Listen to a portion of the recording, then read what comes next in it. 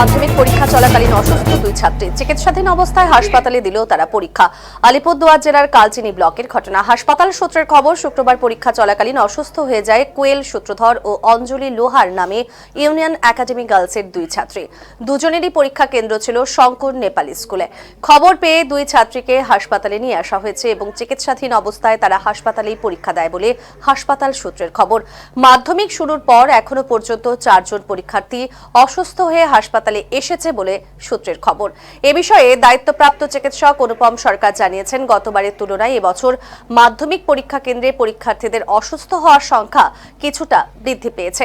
সকলেই বর্তমানে স্থিতিশীল বলে জানিয়েছেন অনুপম সরকার।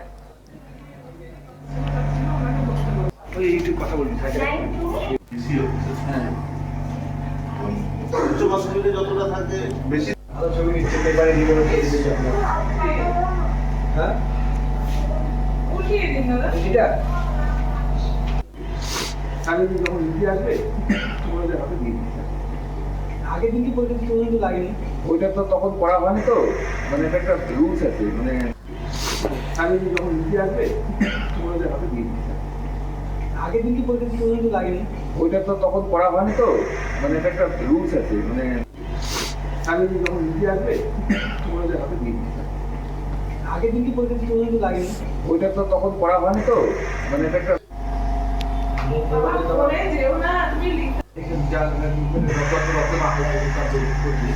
দুজন অসুস্থ হয়েছে মাধ্যমিক দিতে, কিরকম অবস্থা রয়েছে তাদের এখন? হ্যাঁ, আমার কাছে আধা ঘন্টা আগেই কল এসেছিল। আজ হিস্ট্রি পরীক্ষা চলছে, তো দুটো মেয়ে সাডেনলি কল আসে যে ওরা একজন ফেন্টে হয়ে গেছে আর একজন প্রচণ্ড ঘামছে, শ্বাসকষ্ট হচ্ছে সঙ্গে। আমরা ফোন আসার 5-7 মিনিটের মধ্যেই গাড়ি নিয়ে শঙ্কর নেপালি স্কুলে পৌঁছে যায়। তারপর দুজনের কন্ডিশন দেখে মনে হলো ওখানে ট্রিট করা সম্ভব না, ওদেরকে নিয়ে আমরা বাই কারে হসপিটালাইজ করি। তারপর ওখানে যা যা এক্সামিনেশন করে তারপর ওদের একজনের অক্সিজেন এখন স্টেবল আছে, ওরা পরীক্ষা দিচ্ছে, এখন মোটামুটি ঠিকই আছে। প্রায় হচ্ছে কি এরকম? এই লাস্ট তিনটা মানে আজকে নিয়ে 3টা এক্সাম হলো, 3 দিনেই অ্যাডমিশন মানে হসপিটালাইজড হয়ে পরীক্ষা দিতে হচ্ছে এখানকার স্টুডেন্ট।